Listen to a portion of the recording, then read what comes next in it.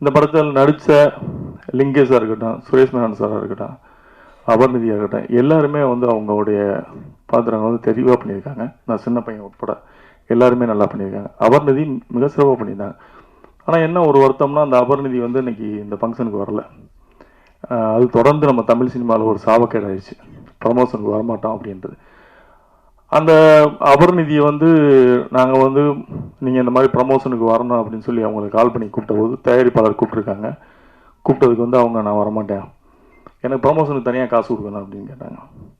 இது புதுசாக இருக்குது, ப்ரமோஷனுக்கு தனியாக காசு கொடுக்கணுன்ற புதுசாக இருக்குன்னு சொல்லிட்டு அப்படி என்கிட்ட சொன்னாங்க. நான் உடனே அந்த பொண்ணுகிட்ட வந்து நான் அடித்து பேசுகிறேன். இது மாதிரி வந்து பப்ளிசிட்டிக்கு நீங்கள் கண்டிப்பாக வரணும், இங்கே வந்து சினிமா வந்து இருக்க நிலைமை ரொம்ப மோசமாக இருக்குது. ஒருத்தர் வந்து ஒரு படத்தை எடுத்து ரிலீஸுக்கு கொண்டு வரான்றதே பெரிய விஷயம். அப்போ நீங்கள் பப்ளிசிட்டிக்கு நீங்கள் வரணும்ல, நீங்கள் வராமல் இருக்கிறது நியாயம் இல்லை அப்படின்ற மாதிரி சொன்னோம். இல்லை நான் வர முடியாது. ரெண்டாவது அவங்க 2-3 கண்டிஷன் வச்சாங்க, அதெல்லாம் சொன்னால் பெரிய கான்ட்ரவர்சி ஆகிடும்.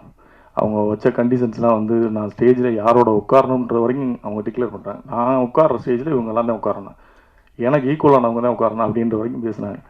எனக்கு பயங்கர கோபம் ஆயிடுச்சு.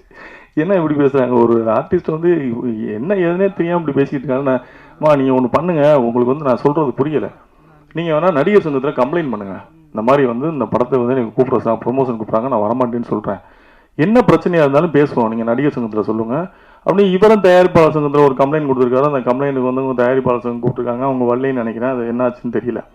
அப்போ நடிகர் சங்கத்தில் நீங்கள் சொல்லுங்க மாட்டோம்னா நடிகர் சங்க உறுப்பினரே இல்லைன்றாங்க அவங்க. சரி வேறு இவங்களை என்னதான் பண்ணுறது அப்படின்னு சொல்லிமா, நீங்கள் வர்றீங்களா வரலையா அப்படின்னு. நான் முடியாது சார், எனக்கு 3 லட்ச ரூபா கொடுத்தா நான் வர்றேன் பப்ளிசிட்டிக்கு, இல்லைன்னா வரமாட்டேன்.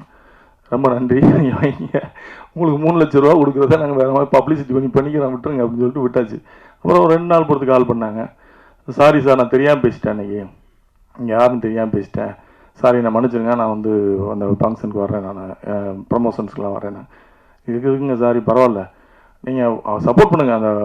அந்த இயக்குனர் வந்து புதுசாக படம் பண்ணுறாரு, உங்களோட நிறைய கலைஞர்கள் நடிச்சிருக்காங்க, நீங்கள் கொஞ்சம் ஃபெமிலியரான ஆள், வந்தீங்கன்னா உங்கள் சப்போர்ட் கொஞ்சம் யூஸாக இருக்கும், வாங்கன்னு சொன்னேன். அதுக்கப்புறம் என்ன ஆச்சுன்னு தெரில, அவங்க வரலன்னு நினைக்கிறேன். என்ன சொன்னால் உங்கள்கிட்ட ஏதாவது பேசினாங்களா? அவுட் ஆஃப் ஸ்டேஷன்ட்டாங்களா? ரைட்டு, அப்படியே இருக்க சொல்லுங்கள். அவுட் ஆஃப் ஸ்டேஷன்லேயே இருக்கட்டும், உள்ளே வர வேணாம். தமிழ் சினிமாவுக்கு இப்படிப்பட்ட நடிகைகளே தேவையில்லை, அவங்க அவுட் ஆஃப் ஸ்டேஷன்லேயே இருக்குது தமிழ் சினிமாவுக்கு நல்லது. ஏன்னா இந்த மாதிரி ப்ரொடியூசர்களை வந்து காயப்படுத்திட்டு பணம் போட்டு படம் எடுத்தவங்களை காயப்படுத்திட்டு அவங்க தமிழ் சினிமாவுக்கு வந்து என்ன பண்ண போகிறாங்க, அவங்க அவுட் ஆஃப் ஸ்டேஷன்லேயே அப்படியே இருக்கட்டும். அது இதை கூட இங்கே எதுக்கு சொல்கிறேன்னா, மற்ற தயாரிப்பாளர் தெரிஞ்சுக்கணும்னு சொல்கிறேன். ஒரு நடிகைகள் எப்படி இருக்காங்க அப்படின்றது தெரிஞ்சுக்கணும்னு சொல்கிறேன். இந்த கோமல் சர்மா அந்த படத்தில் நடிக்கிற கூப்பிட்டுருக்காங்க, இந்த வந்திருக்காங்க. நமிதா அவங்க பிஸிலையும் கூப்பிட்றாங்க, வந்திருக்காங்க. ஸோ ப்ரமோஷனுக்கு வரலைன்னா என்ன அது என்ன ஆக்டிவிட்டின்னு தெரியல. இது ரொம்ப வருத்தமான ஒரு விஷயமா இருக்கு. செய்திகளை உடனுக்குடன் தெரிந்து கொள்ள உடனே சப்ஸ்கிரைப் பண்ணுங்க.